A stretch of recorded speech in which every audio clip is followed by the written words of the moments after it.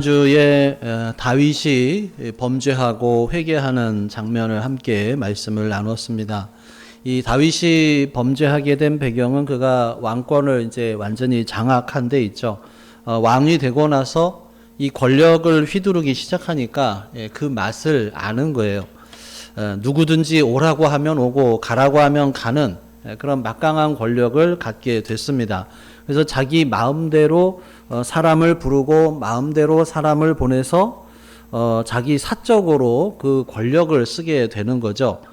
그래서 밧세바를 데려오라고 사람을 보내고 또 그 여인을 마음대로 부르고 그리고 남편을 전쟁에 나가서 나가 있는 그 남편을 또 마음대로 불러들이고 또 마음대로 보내고 또 자기 마음대로 결국 그 우리아를 죽게 만듭니다. 이게 권력이죠. 하나님께서 권력을 그렇게 쓰라고 다윗에게 맡기신 것은 아니지만 다윗이 전심으로 하나님을 바라볼 때와 다르게 한 여인을 바라보게 되니까 그런 일들이 연달아서 일어나게 되는 것입니다. 자, 그래서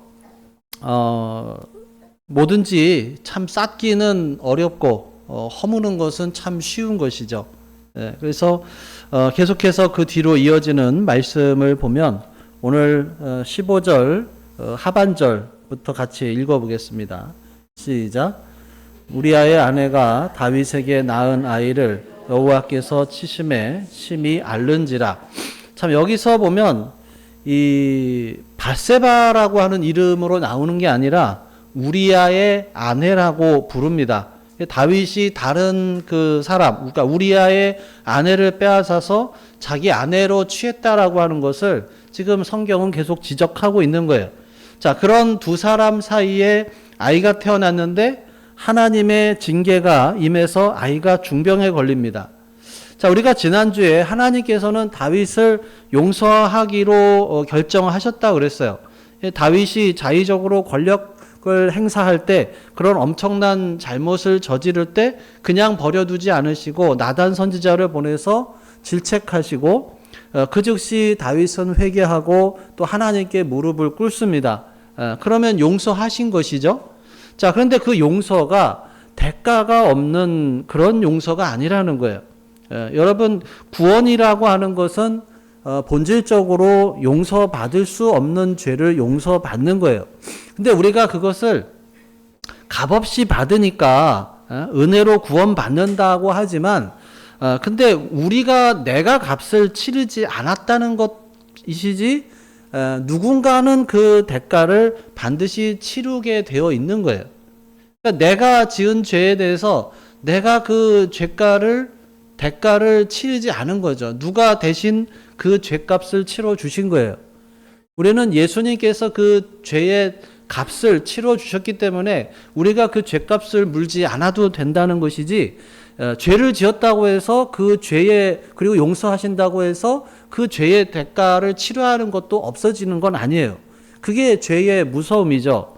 그러니까 죄를 짓고 우리가 회개하고 돌이키면 용서를 받지만 그 대가는 누군가는 치러야 된다는 거예요.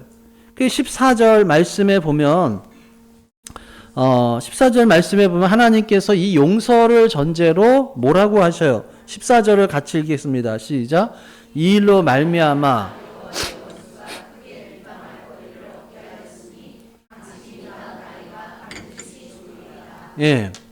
애가 무슨 죄예요? 그런데 하나님께서 그 아이를 치셨고 그 아이가 심히 앓는다는 거예요.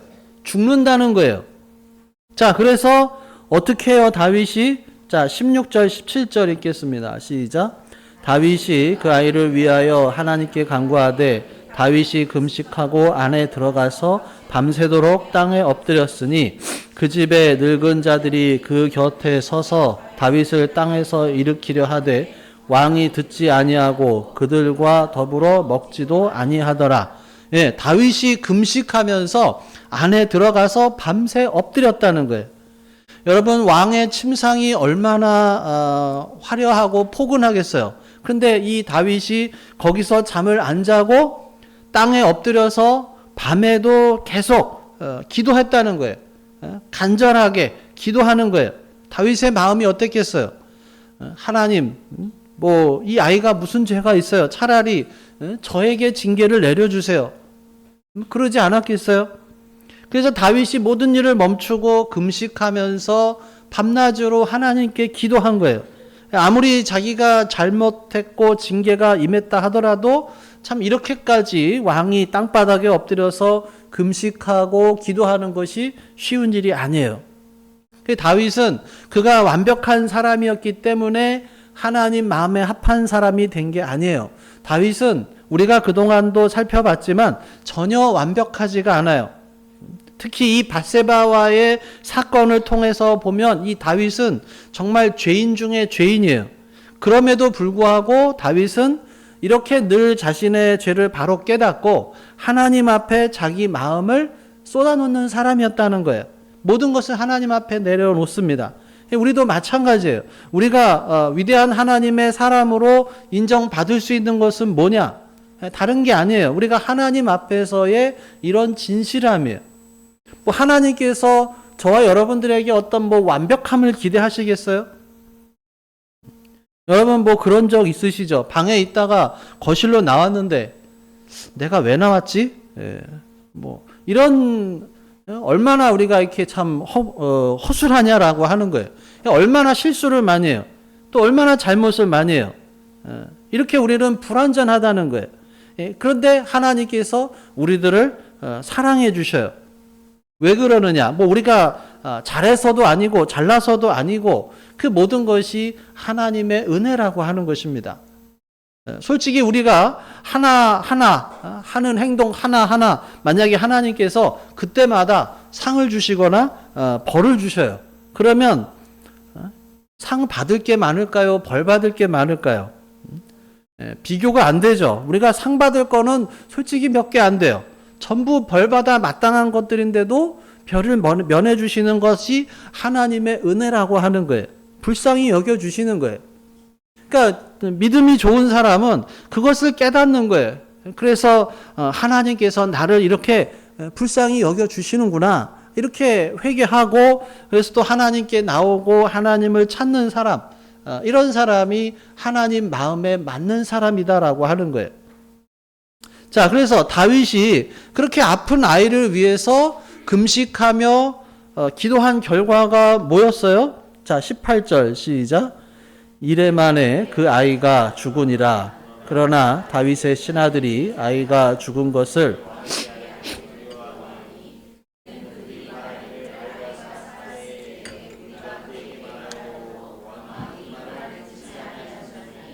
어떻게 그 아이가 죽은 것을 그에게 아뢰 수 있으랴. 왕이 상심하시로다 함이라. 예. 자, 그런 간절한 기도, 금식, 그리고 땅에서 자는 것에도 불구하고 아이가 7일 만에 죽은 거예요. 그렇게 기도했는데 죽었어요. 그러니까 신하들이 어때요? 두려워하면서 이 다윗에게 아이의 이 죽음 소식을 어떻게 전할까 아주 막 꺼리고 있는 거예요. 아이가 살아있을 때 하나님께 부르짖으면서 금식하고 식음을 전폐했는데 이제 아이가 죽은 걸 알면 왕이 나도 따라 죽겠다 이럴지도 모른다 하는 이런 걱정이죠. 근데 다윗은 신하들이 밖에서 그런 식으로 이제 수근수근 거리는 거를 통해서 아이가 죽었구나라고 하는 것을 깨닫습니다. 아이가 죽은 것을 확인한 다윗이 근데 어떤 반응을 보이느냐? 자, 20절 읽겠습니다. 시작. 다윗이 땅에서 일어나 몸을 씻고 기름을 바르고 의복을 갈아입고 여호와의 전에 들어가서 경배하고 왕궁으로 돌아와 명령하여 음식을 그 앞에 차리고 먹은지라. 자, 다윗은 아이의 죽음을 확인하자마자 어떻게 해요? 지체하지 않고 일어나서 몸을 씻고 기름을 바르고 옷을 갈아입은 후에 여호와의 전에 나아가서 경배하고 돌아와서 음식을 먹습니다. 아이가 죽은 것을 알고 난 다음에 신하들이 염려했던 것과는 반대로 행동을 해요. 하나님이 말씀하신 대로 심판이 이루어지니까 곧바로 겸손하게 그것을 받아들이는 거예요. 근데 다윗의 이런 행동을 의아하게 여긴 신하들이 질문을 하죠. 자, 21절 시작. 그의 신하들이 그에게 이르되 아이가 살았을 때는 그를 위하여 금식하고 우시더니 죽은 후에는 일어나서 잡수시니 이 일이 어찌 됨이니까 하니. 신하들이 보기에는 다윗의 행동이 이상한 거죠. 보통 사람들은 이런 식으로 간절하게 기도하다가 아이가 죽으면 더 낙담하고 슬퍼했기 때문에 그래요. 그렇게 의아해하는 신하들의 질문에 대해서 다윗이 뭐라고 대답을 하느냐. 자, 22절에서 23절 읽겠습니다. 시작. 이르되 아이가 살았을 때는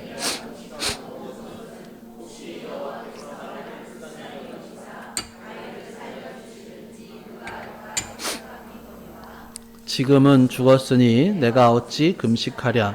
내가 다시 돌아오게 할 수 있느냐. 나는 그에게로 가려니와 그는 내게로 돌아오지 아니하리라 하니라. 네. 다윗은 자기가 금식한 것은 하나님의 자비를 입어서 아기의 생명을 회복시켜 주실까 하는 마음으로 한 것이고, 금식을 이제 중단한 것은 뭐예요? 이미 하나님의 심판이 내려졌기 때문에 그것 때문에 계속해서 근심하는 것은 옳지 않다라고 하는 거예요.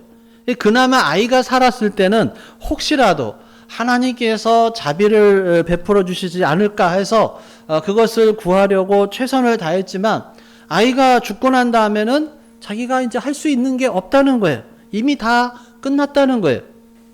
다윗은 하나님의 어떤 자비에 대한 간구뿐만이 아니라 어떤 일이 또 벌어져도 거기에는 하나님의 선한 뜻이 있다라고 하는 것, 그리고 하나님의 주권을 인정하는 참 신앙인이었다라고 하는 것을 보여주고 있습니다. 그러니까 언제 하나님께 매달려야 하는지, 또 언제 이제 내려놔야 하는지도 다윗은 정확하게 알고 있는 거예요. 여러분, 우리도 신앙인으로서 이런 것을 잘 해야 합니다. 언제 우리가 하나님 앞에 간절하게 매달려야 하는지, 또 언제 겸손하게 하나님의 주권을 인정하고 또 내려놔야 하는지도 잘 알고 행해야 되는 거예요. 근데 안타까운 것은 많은 사람들이 이것을 이제 거꾸로 하죠. 간절히 매달려야 할 때는 별로 기도하지도 않고, 이제 내려놔야 할 때는 또 오히려 그냥 더 간절하게 매달리려고 합니다. 어리석은 것이죠. 그래서 우리가 영적인 분별력을 가져야 합니다. 근데 이 영적 분별력이 어떻게 오느냐? 급한 일이 생길 때만 기도한다고 해서 이런 영적인 분별력이 생기는 게 아니에요. 다윗이 어려움 속에 이렇게 할 수 있었던 것은 비록 그가 큰 죄를 범하기는 했지만 평소에 늘 하나님과 동행하면서 또 하나님을 찬양하고 예배하는 그런 예배자였기 때문에 그런 것이에요. 평소에 어떻게 내가 하나님 앞에 나아가느냐에 있는 것이지 갑자기 무슨 일이 터졌을 때 하는 것에 달려 있지 않습니다. 또 갑자기 그런 일이 일어나면 또 그렇게 할 수도 없어요. 그래서 우리가 평소에 하나님과 동행해야 하는 것이고, 하나님과 동행할 때 또 하나님께서 영적인 분별력도 주시는 것입니다. 그래서 무엇보다도 우리가 하나님의 주권을 인정하고 받아들이는 태도가 중요해요. 회개한 뒤에 간절하게 금식하고 기도하고 그 후에는 어떤 결과가 나와도 받아들이고 또 그런 길로 인도하시는 하나님을 경배하는 그런 다윗과 같은 믿음을 가져야 할 줄로 믿습니다. 하나님의 주권을 인정하고 따라가는 자세가 필요하다는 거예요. 근데 솔직히 여러분 어떻습니까? 우리가 성경에 나와 있으니까 그냥 그런가 보다 하는 거지. 만약에 여러분 제가 이 상황이라면 어떻게 하겠어요? 정말 간절하게 금식하면서 하나님 이 아이를 좀 제발 불쌍히 여겨주시고 이 아이를 좀 살려주세요. 이렇게 기도했는데 죽었어요. 그럼 어떤 반응이겠어요? 하나님 정말 너무하십니다. 어떻게 내가 이렇게 기도했는데 어떻게 저에게 이런 아픔을 주실 수가 있습니까? 그런 마음이 안 들겠어요? 내가 어떤 기도 제목 내놓고 새벽에도 정말 기도하고 금식하고 철야하면서 기도하고 그랬는데 그게 안 됐어요. 또 오히려 뭐 안 되는 길로 막히고 막 이래요. 그러면 하나님 향해서 어떤 마음 들겠어요? 하나님께 서운하고 섭섭하죠. 그러면 성경도 잘 안 읽히고 기도도 잘 안 하고 그러다가 이제 겉돌게 되는 그런 경우가 얼마나 많습니까? 근데 여러분, 내가 원하는 대로 기도가 이루어지지 않으면 잘못된 걸까요? 내 뜻대로 안 되면 그게 잘못된 걸까요? 누가 봐도 이것은 아니다라고 하는 상황도 있지만 왜 하나님께서 안 들어주실까? 이거는 정말 틀림없이 되어야 하는 건데 왜 하나님께서 안 해주실까? 할 때조차도 그 뒤에는 우리가 모르는 하나님의 또 뜻이 있다라고 하는 거예요. 여러분, 우리는 과거에 벌어진 일들 그리고 지금 당장 내 눈앞에 벌어지는 일밖에 알지를 못합니다. 그것도 다 알지 못해요. 근데 하나님께서는 과거와 현재와 미래를 한 번에 다 보고 계시죠. 모든 것을 다 알고 계십니다. 그래서 어떻게 일이 돌아가는 것이 좋은지도 하나님께서 너무나도 잘 아셔요. 내가 원하는 대로 안 되었다고 해서 그게 틀린 거나 나쁜 것이 아니라는 거예요. 오히려 하나님께서 선한 길로 인도해 주시려는 뜻이 있을 수 있다라고 하는 거예요. 이런 것을 믿는 것이 우리 그리스도인이죠. 비록 내 뜻대로 되지 않았다 할지라도 분명히 여기에 하나님의 선한 뜻이 있다. 분명히 내가 알지 못하는 하나님의 비밀이 있다. 그래서 이렇게 하신 것이구나 라고 하는 것으로 받아들이고 그러면 하나님께서 지금 이 상황에서 내가 어떻게 하기를 원하실까? 이것을 찾고 더 하나님께 나아가는 사람이 성숙한 그리스도인이고 또 하나님의 마음에 맞는 사람일 줄로 믿습니다. 참된 믿음의 사람, 기도의 사람, 하나님의 마음에 맞는 사람은 먼저 하나님 이것을 좀 해 주십시오. 솔직하게 기도할 수 있어요. 그렇지만은 그것이 안 되었을 때 거기에 하나님의 뜻이 있을 것이다라고 생각을 하고 그것을 또 찾아가는 사람이에요. 자기 뜻대로 안 두겠다고 하면서 다 관두겠다고 하는 것은 어리석은 사람이죠. 다윗은 자기 뜻대로 안 됐다고 해서 삐져가지고 금식 기도를 중단한 게 아니에요. 오히려 그 반대죠. 이제는 하나님의 뜻을 하나님께서 이렇게 하시겠다고 하셨고 아이는 죽을 것이다라고 하셨고 아이가 죽었어요. 더 이상 자기가 이제 매달려서 할 게 없는 거예요. 그래서 하나님의 뜻을 겸손하게 받아들이며 순종을 했고 그래서 이제는 내가 정상적인 삶을 살아가면서 하나님의 뜻을 찾아야겠다라고 한 거예요. 이미 일어난 일에 대해서 후회하거나 여전히 이 과거를 돌아보면서 살아가는 사람들이 있죠. 왜 그럴까요? 깊이 들어가 보면 하나님의 주권을 인정하지 않기 때문에 그런 거예요. 그래서 이루어지지 않은 일에 대해서는 우리가 간절함으로 기도해야 하죠. 하지만 이미 이루어진 그 과거의 일에 계속 매달리는 것은 별로 좋은 자세는 아니죠. 오히려 이 상황에서 하나님께서 나를 어떻게 인도하실까를 찾아 나가는 그런 사람이 되어야 할 것입니다. 자, 다윗을 중심으로 한 이 모든 사건은 사실 다윗도 그렇지만 다윗의 아내가 된 바세바에게도 이 엄청난 충격과 또 고통을 가져다 줬을 거예요. 평안하던 가정이 깨졌어요. 남편 우리아가 전쟁터에서 죽었죠. 다윗과의 삶에서 왕비가 돼서 행복할 수 있겠다라고 할 수 있지만 자기가 낳은 아이마저 이제 하나님의 심판으로 죽고 말았어요. 바세바의 이런 고통스러운 마음을 다윗이 잘 알고 있었고 다윗이 그녀에게 들어가서 위로를 합니다. 자, 24절 25절 시작. 다윗이 그의 아내 바세바를 위로하고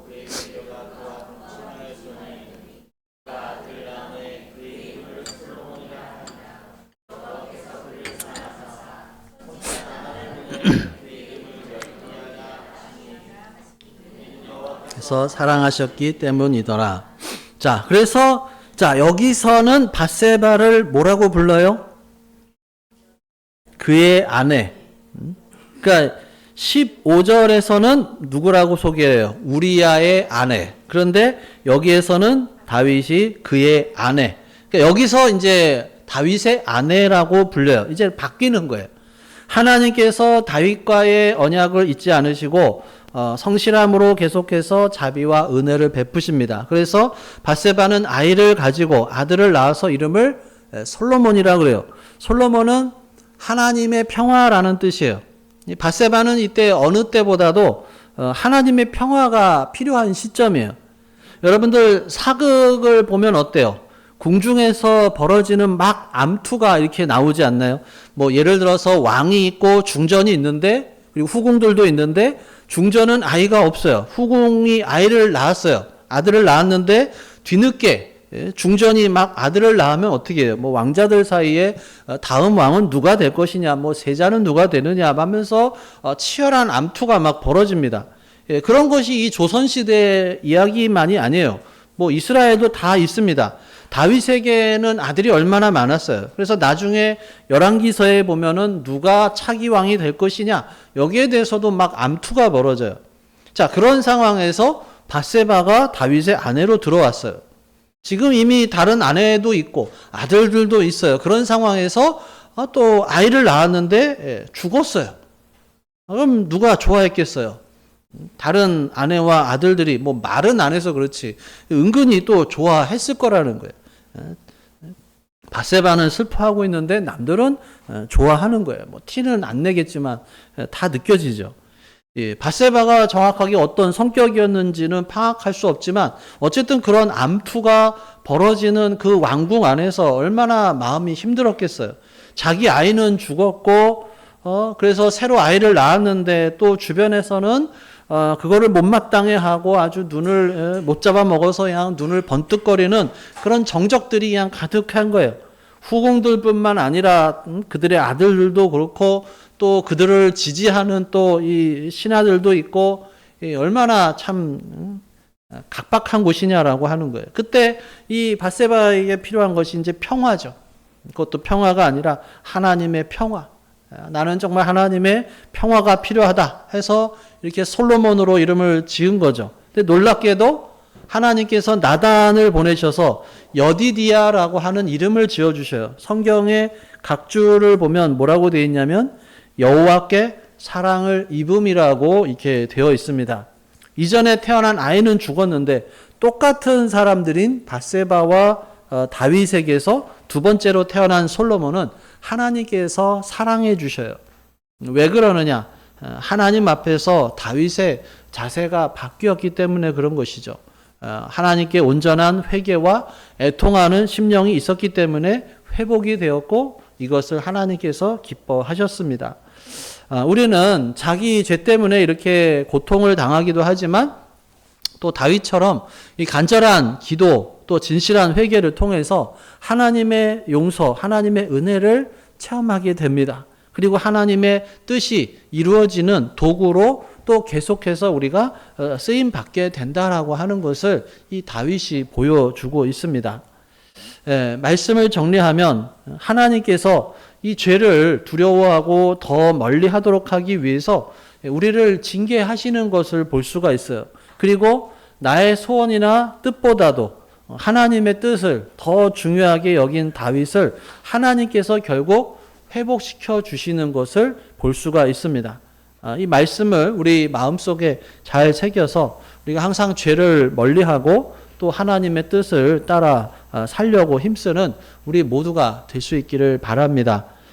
지금 당장은 내 소원과 내 뜻대로 되지 않는 것이 서운하고 또 답답할지라도 우리가 하나님의 뜻 가운데 있다고 하면은 반드시 또 복된 날이 올 것임을 믿고 하나님의 뜻에 순종하는 또 그런 은혜가 우리 모두에게 충만하게 임하기를 주님의 이름으로 축원합니다.